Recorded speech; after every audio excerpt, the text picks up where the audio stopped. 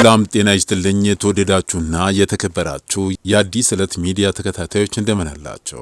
የኤርትራና የህወሓት አዲስ ወታደራዊ ጥምረት የቀጣናዊ ጂኦፖለቲካዊ ትንታኔና የኢትዮጵያ ምላሽ ምን እንደሚመስል ለእናንተ ለማድረስ ያዘጋጀሁትን ጽሑፍ ይዤ ቀርብ ያለው አብራችሁን ቆዩ። በአሁኑ ወቅት በምስራቅ አፍሪካና በኢትዮጵያ ዙሪያ እየተፈጠሩ ያሉ የጸጥታ መዋቅሮች እጅግ ወሳኝና አደገኛ ምዕራፍ ላይ ይገኛሉ።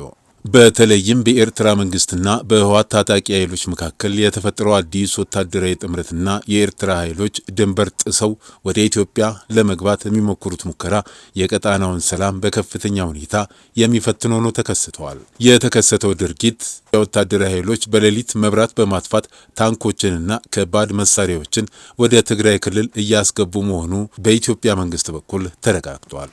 የተባባሪዎች ግንኙነትን በተመለከተም የኤርትራ ወታደራዊ መኮንኖች በምስራቃዊ ዞን አዲግራት አካባቢ ከህወሓት የሰራዊትና የሲቪል መስተዳድር አመራሮች ጋር ቀጥተኛ ግንኙነት ማድረጋቸው የጥምረቱን እውነትነት አጋልጧል። የኢትዮጵያ ዲፕሎማሲያዊ ምላሽ ምን ይመስላል? በሶማሊያ የኢትዮጵያ አምባሳደር የሆኑት አምባሳደር ሱሌማን ደደፎ በኤክስ ገጻቸው ባስተላለፉት ጥብቅ መልእክት ይህ እርምጃ የኢትዮጵያን ሉዓላዊነት የደፈረና የዓለም አቀፍ ሕግጋትን የጣሰ ወታደራዊ ወረራ መሆኑን አስታውቀዋል። የኤርትራና የህወሓት ጥምረት ጂኦፖለቲካዊ ትርጉምም ዓለምን እያነጋገረ ይገኛል። ይህ በሁለቱ ኃይሎች መካከል የተፈጠረው ሚስጥራዊና ህገወጥ ጥምረት ከዚህ ቀደም ከነበሩት ታሪካዊ ጠላትነቶች አንጻር እጅግ የሚገርምና አዲስ መልክ የያዘ ነው።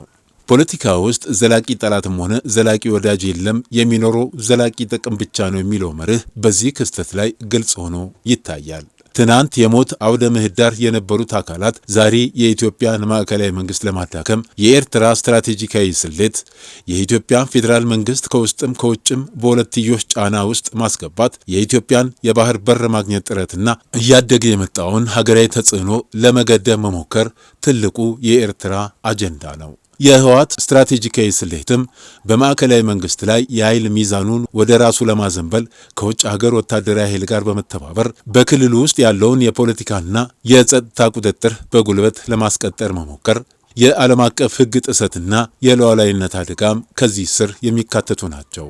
አንድ የታጠቀ የውጭ ሀገር ወታደራዊ ኃይል የማዕከላዊ መንግስትን ፈቃድ ሳይጠይቅ ወይም ዓለም አቀፍ ስምምነት ሳይኖር የሌላ ሀገርን ድንበር ጥሶ መግባት በግልጽ የሚከተሉትን ሕጎች ይጥሳል። የተባበሩት መንግስታት ድርጅት ዩኤን ቻርተር አንቀጽ 2 በቅንፍ 4 ማንኛውም ሀገር የሌላውን ሀገር ሉዓላዊነት፣ የፖለቲካ ነጻነትና የቴሪቶሪያል ታማኝነት በኃይል ከመጠቀም ወይም ከማስፈራራት መቆጠብ እንዳለበት ይደነግጋል። የአፍሪካ ህብረት ኤዩ መርሆችም የድንበርን አለመድፈር እንዲሁም የውስጥ ጉዳዮች ላይ ጣልቃ ላለመግባት የተደረሱ ስምምነቶችን ይጻረራል። የኤርትራ ሰራዊት ድንበር አቋርጦ መግባቱና ከታጣቂ ቡድን ጋር መሰለፉ ኤርትራ በቀጥታ በኢትዮጵያ ላይ የተከፈተውን ጦርነት ተቀላቀላለች ያስብላታል። የኢትዮጵያ ህጋዊ የመከላከል መብትና የኤርትራ ህጋዊ ኢላማ መሆን ከዚሁ ጋር ተያይዞ የሚነሳ ጉዳይ ነው።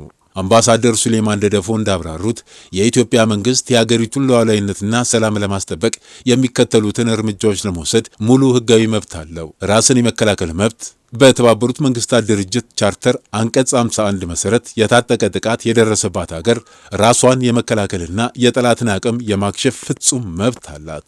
ኤርትራ ህጋዊ ኢላማ መሆኗ የኤርትራ መንግስት ጦሩን በድንበር አካባቢና ከህወሓት ጋር በመቀናጀት ለከፈተው ቀጥተኛ ጥቃት ምላሽ የኢትዮጵያ መከላከያ ሰራዊት ጥቃቱ የሚመነጭባቸውን የኤርትራ ወታደራዊ ማዕከላትና አቅጣጫዎች እንደ ህጋዊ ኢላማ ቆጥሮ የመምታት ወታደራዊ እርምጃ ይወስዳል ይላሉ አምባሳደር ሱሌማን ደደፎ። የቀጣናው የጸጥታ መዘዝ የቀጣናዊ አለመረጋጋት ስጋት ይህ ጥምረት ቀኑን ሙሉ በአፍሪካ ቀንድ አካባቢ ከፍተኛ የስደተኞች የኢኮኖሚና የጸጥታ ቀውስ ሊያስከትል ይችላል። ለኤርትራ የሚሰጥ ማሳሰቢያም ከነዚህ ጋር የተያያዘ ነው። ኤርትራ ከውስጥ አሸባሪ ወይም ታጣቂ ቡድኖች ጋር የምታደርገው ይህ ጥንቃቄ የጎደለው ጨዋታ በመጨረሻ የራሷን የኤርትራን ህልውናና ሉዓላዊነት ጭምር ለአደጋ የሚያጋልጥ ራስን የማጥፋት ፖለቲካዊ ጉዳይ ሆኖ ይታያል። ኢትዮጵያ የሰላም አማራጮችን ቀዳሚ አድርጋ እንደቆየች ቢታወቅም የሀገሪቱን ሉዓላዊነት የሚደፍር ማንኛውም የውጭ ሀገር ወታደራዊ ጣልቃ ገብነት ግን ያለ አንዳች ማመንታት በመከላከያ አቅሟ የምትመክት መሆኑን ይህ የዲፕሎማሲያዊና የጸጥታ ማሳሰቢያ በግልጽ አሳይቷል። በተጨማሪም ስትራቴጂካዊ ተጽዕኖችና ሊከሰቱ የሚችሉ ቀጣናዊ ሁኔታዎች ከዚሁ ጋር ተካተዋል። የቀጣናው ዲፕሎማሲያዊና የደህንነት መብት መዛባት የኤርትራ መንግስት ከህወሓት ታጣቂዎች ጋር አዲስ ግንኙነት መፍጠሩ በምስራቅ አፍሪካ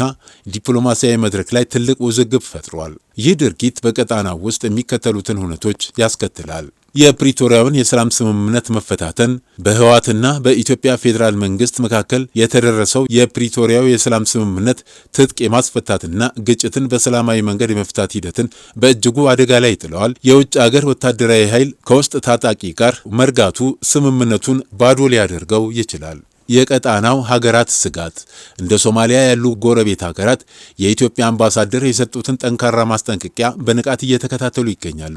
የኢትዮጵያ መረጋጋት ወይም አለመረጋጋት በቀጥታ መላው የምስራቅ አፍሪካ ሀገራትን የሚነካ በመሆኑ የዲፕሎማሲ ማህበረሰቡ ስጋቱ ከፍ ያለ ይሆናል። የኢኮኖሚና የሰብአዊ ቀውስ ስጋትም ከዚሁ ጋር የሚካተት ጉዳይ ይሆናል። በሰሜኑ የአገሪቱ ክፍል ዳግም ሊቀሰቀስ የሚችል ወታደራዊ ግጭት ዘርፈ ብዙ ማህበራዊና ኢኮኖሚያዊ ቀውሶችን ያስከትላል። የንግድና የትራንስፖርት መስተጓጎልም እንዲሁ ከዚሁ ጋር የሚታይ ጉዳይ ነው።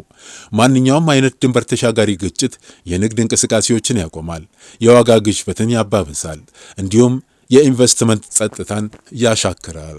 የህዝብ መፈናቀል ከዚህ ቀደም ከነበረው ውድመት ገና ሙሉ በሙሉ ላልተላቀቁት የህብረተሰብ ክፍሎች ዳግም የሚፈጠር ጦርነት ተጨማሪ ስደትንና የሰብአዊ ቀውስን ይጋብዛል።